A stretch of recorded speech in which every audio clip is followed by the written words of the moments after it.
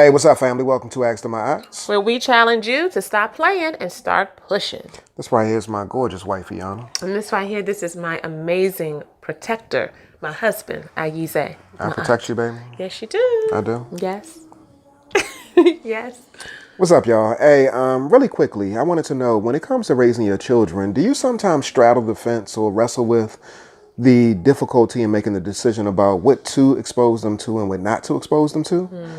We've oftentimes had conversations in our relationship about what's the appropriate level of exposure to give your children. Now,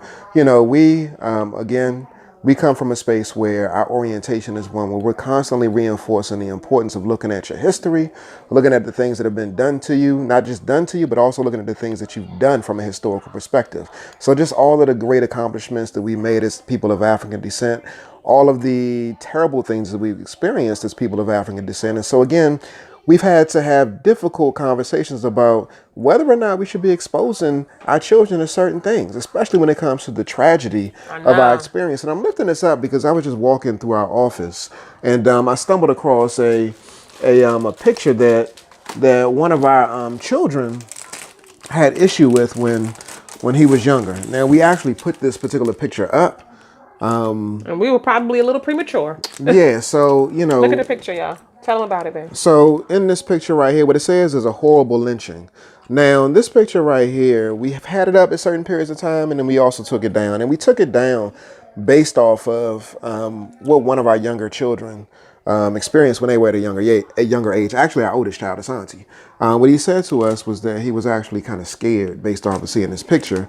And so certain things he internalized based off of... He was much younger. Yeah, he was much younger. He's probably like about 4 or 5. And so he was scared about seeing this picture. And so not only did we have that picture, but we also had, we had a number of pictures up. Now, a lot of these pictures are empowering, and we're definitely going to lift them and put them back up. You know, this picture right here of Malcolm X. It said, all Negroes are angry, and I am the angriest of them all. It's Brother Malcolm. Brother Malcolm. You got Billie Holiday right here. You got the Honorable Marcus Garvey right here. What'd that say? Yeah, somebody's post is so what it powerful. says, we must keep our business to ourselves. We must be as wise as the serpent and appear to be harmless as the dove. We must strike at the right moment. And so I'm lifting these up, y'all. And more specifically, I was really talking about the one in which you just saw the picture of the lynching. Because, again, that picture right there, what it did was it showed our children an experience that we've had in our history that has been a painful one, a tragic one, a hurtful one that we had wanted to, lift up and let them know that it's a part of our reality. But at the same time, too, we have overcome in many ways from that experience. You got a picture of Harriet Tubman right now, right here. The great Carter G. Woodson. Yes. You didn't read none of the things. You got Ida B. Wells. A passion for justice.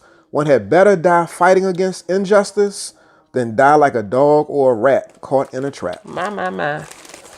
And then this was another picture right here, too. That was, a little much for the kiddies when they're really little. It says, the victim usually forgives, but the perpetrator rarely repents. The victim usually forgives, but the perpetrator rarely repents. And so again, the purpose of this particular video right here was, again, to ask you all the question, have you encountered certain experience, which I'm sure you have as a person of African descent, that have been challenging to you emotionally and that the children have been exposed to, that you've questioned yourself or even your partner as to whether or not we should share? And so we just share with you some images that we've had up in our household, and that we'll be putting back up. But we've had these images up, and our children, some of our children have responded in such a way where it's been kind of shocking, been kind of painful, been kind of scary to them. So we've had to remove them because we didn't want to expose them necessarily prematurely to what some of the tragedy is that we've experienced as people of African descent. And so again, it's not to say that they have to be removed completely. And it's not even to say that they shouldn't be up at all.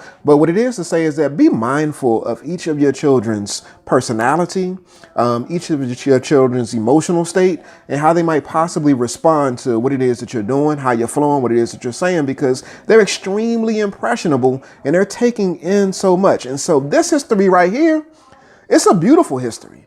It's a beautiful history in the sense that it's prepared us and equipped us to become who we are today. It's a beautiful history in the sense that we're actually great kings and queens that have accomplished so much. And so our children get a chance and an opportunity to see that as long as we're exposing that to them.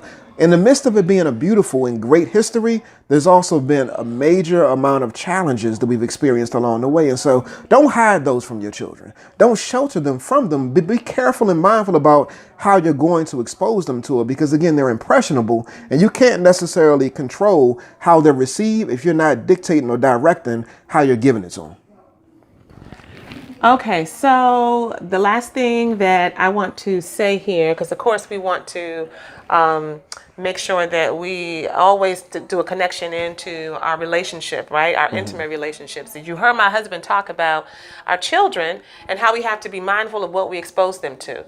And he talked about making sure that you are not trying to hide things, because in the African American community, we have a legacy of secrets. Being secretive and not talking about things, not talking about our feelings, our emotions, our history, what happened with Uncle so-and-so. Does he have another family over here? This one over here got some domestic violence happening. What's going on in the family? And then our children grow up and they repeating patterns that they had no awareness of because no one took the time to educate them, but be very careful about how they roll these things out. So if we can understand this about children, then what can we take from this and apply to our own relationships? Well, that's something really, really, really big that I just said. Each of us come with our own stuff. We each come with our own individual personal histories, right? And so I am more sensitive to certain things, certain triggers, certain situations, certain words, and certain energy than my husband is. And he likewise, he has his own personal individual path that he's traveled before he got to me. And so as I roll out the things that are important to me, I'm always sensitive of his person. I'm sensitive of his history and kind of what will, be jarring for him. And it's, motivating for me. He is very sensitive to, it's really attractive to him and actually puts me off, right? Because we are dedicated to making sure that we are diligent and we are really thoughtful about how we advance ourselves in the relationship while being mindful of how we advance ourselves as a collective. And so we got to do this, y'all. We got to take the same level of interest, the same level of initiative, and the same level of insight that we would use for our precious children and use it for our partners too. We hope that this has been of help to you. Be mindful, be prideful, and be intentional. Yeah. Stop playing. And start pushing.